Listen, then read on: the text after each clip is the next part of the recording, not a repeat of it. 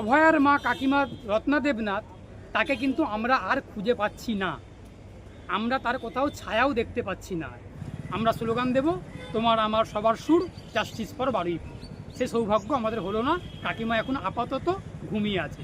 আমরা আশা করেছিলাম যে বারুইপুরের ধর্ষণ কাণ্ডের পরিপ্রেক্ষিতে বিরুদ্ধে অভয়ার মা রত্না কাকিমা, বিজেপির বিধায়িকা, তিনি রাস্তায় নামবেন, আর আমরা তার পিছনে পিছনে রাস্তায় মিছিলে হাঁটব। কিন্তু আমাদের সেই সৌভাগ্য আর হলো না। কিন্তু আমরা আশা করেছিলাম অভয়ের মা মিছিলে হাঁটবেন বারুইপুরে কিশোরীর পক্ষে, আর আমরা তার মিছিলে পিছনে পিছনে মোমবাতি নিয়ে হেঁটে বেড়াবো। আমরা স্লোগান দেব, তোমার আমার সবার সুর, জাস্টিস ফর বারুইপুর। সে সৌভাগ্য আমাদের হলো না। কাকিমা এখন আপাতত ঘুমিয়ে আছে। দুর্ভাগ্যজনক বিষয় যে আমরা পশ্চিমবঙ্গের মানুষ, আমরা কামদুনি দেখেছি, আমরা আরজিকর দেখেছি, আমরা ভারতের মানুষ হাতরস দেখেছি, আমরা উন্নাও দেখেছি। আমরা দুর্ভাগ্যজনকভাবে পশ্চিমবঙ্গে বারুইপুরটাও দেখলাম, আরও অনেক শত শত ধর্ষণকাণ্ড দেখেছি। কিন্তু এই সমস্ত ঘটনাগুলো আমাদের বিবেককে নাড়া দিয়েছিল, আমাদের গাকে শিউরে তুলেছিল। সুতরাং যেই অভয়া আন্দোলনকে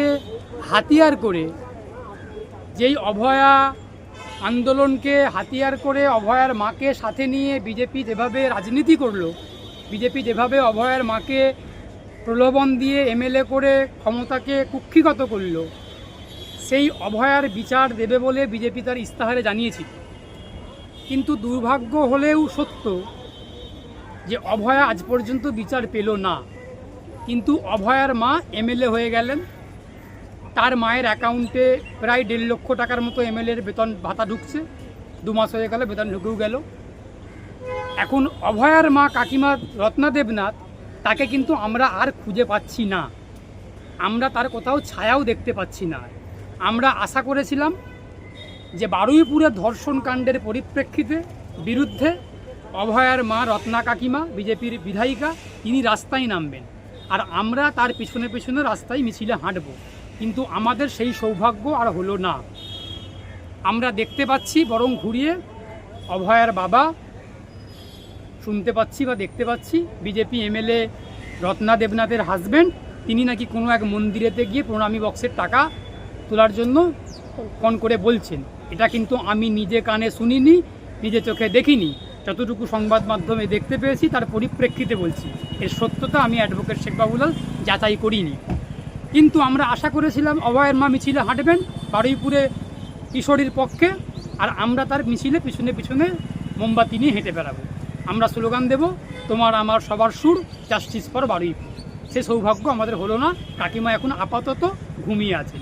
আমি বাংলার মানুষকে আহ্বান জানাবো, বাংলার শুভ বুদ্ধি সম্পন্ন মানুষকে আহ্বান জানাবো, যারা অভয়া আন্দোলনকে সমর্থন করেছিলেন, যারা অভয়ার পক্ষে ছিলেন, ধর্ষকদের বিপক্ষে ছিলেন, তারা যদি কোথাও অভয়ার মা রত্না দেবনাথকে দেখতে পান সামনাসামনি, দয়া করে শান্তিপূর্ণভাবে, গণতান্ত্রিকভাবে ধিক্কার জানাবেন, নিন্দা জানাবেন।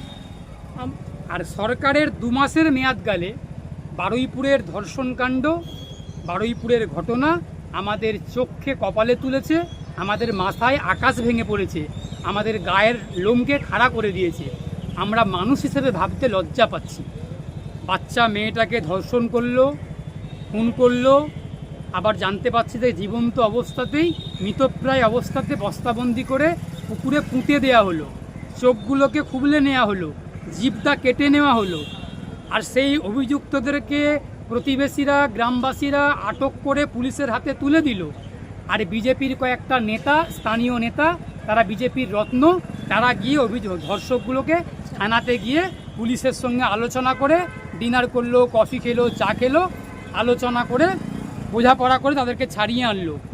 এই ঘটনা চোখে আঙুল দিয়ে দেখিয়ে দিল যে আসলে মধ্যপ্রদেশ, উত্তরপ্রদেশ, হিমাচল প্রদেশ, মহারাষ্ট্র, বিহার, এই সমস্ত বিজেপি শাসিত রাজ্যগুলোতে যেভাবে ধর্ষকদের গলায় মালা পরিয়ে বিজেপি ছাড়িয়ে আনে, ঠিক একই কায়দায়, ঠিক একই রাস্তা অবলম্বন করে আমরা বিজেপিকে দেখতে পেলাম বারুইপুরের ধর্ষকদেরকে থানা থেকে গ্রেপ্তার হওয়ার আগেই, আটক অবস্থাতেই ছাড়িয়ে আনলো।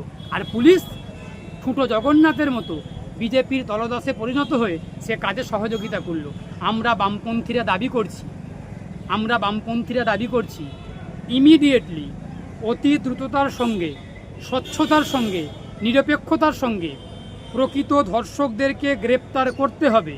যারা যারা গ্রেপ্তার হয়েছেন পুলিশ এবং প্রশাসনকে সাধুবাদ জানাবো, সরকারকে সাধুবাদ জানাবো, গ্রেপ্তার করা হয়েছে।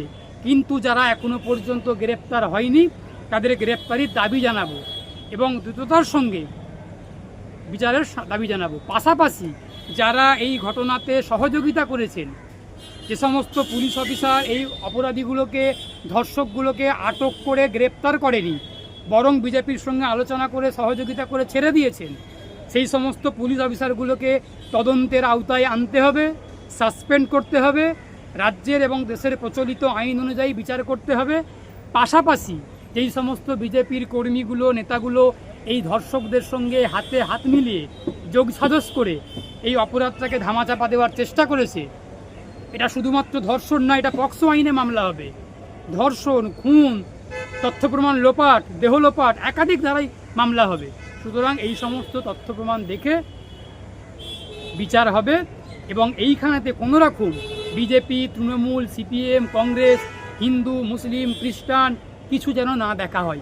আবার এক শ্রেণীর উন্মাদ, এক শ্রেণীর মানুষরা সাম্প্রদায়িক মানসিকতা নিয়ে ধর্ষকদের পরিচয় সোশ্যাল মিডিয়াতে প্রচার করার চেষ্টা করছে। আমরা বলছি হ্যাঁ, ধর্ষকগুলো সনাতনী হিন্দু, ঠিক কথা, এটা অস্বীকার করার জায়গা নেই। কিন্তু তার মানে এই নয় যে ধর্ষকগুলোর ধর্মীয় পরিচয়টাকে প্রচার করতে হবে তারা হিন্দু, তারা হিন্দু, তারা হিন্দু। অনেক জায়গায় তো মুসলমানরাও ধর্ষণ করে, অনেক জায়গায় ধর্ষকরা তো মুসলমানও হন। তাহলে কি মুসলমানকে প্রচার করা হবে? অনেকে করেন। আমরা বামপন্থীরা বলছি ধর্ষকের, খুনির, অপরাধীর কোনো ধর্ম হয় না। তার ধর্মটা প্রচার করার উপকরণ নয়, প্রচার করার উপকরণ হচ্ছে তার অপরাধটা, তার ধর্মটা নয়।